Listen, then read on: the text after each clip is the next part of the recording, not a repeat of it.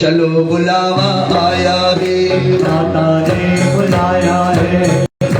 जिनको लगता है कि आज पंजाबी परिवार ने हमें बुलाया है, अगर वो हमारे साथ ना कहेंगे चलो बुलावा आया है, माता ने बुलाया है, तो चलेगा। जिनको मैं कह रहा हूं कहिए चलो बुलावा आया, माता ने बुलाया है, वो भी नहीं कहेंगे तो भी चलेगा। लेकिन जिनको लगता है हमें माँ ने बुलाया है, तो झूम के नाच के माँ के मंदिर में यही कहेंगे, ओ चलो बुलावा आया है, माता ने बुलाया है, हमने नहीं बुलाया है, माता ने बुलाया है। चलो बुलावा आया है, माता ने बुलाया है। ओ चलो बुलावा आया है, माता ने बुलाया है। ओ जय माता दी, चलो बुलावा आया है, माता ने बुलाया है।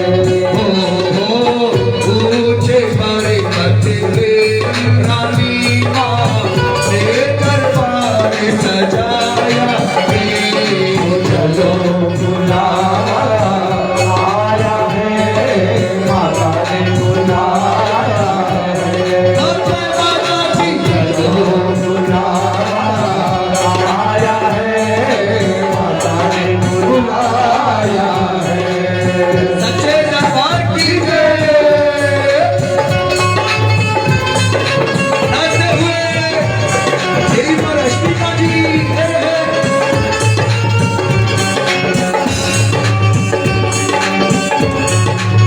नाचते हुए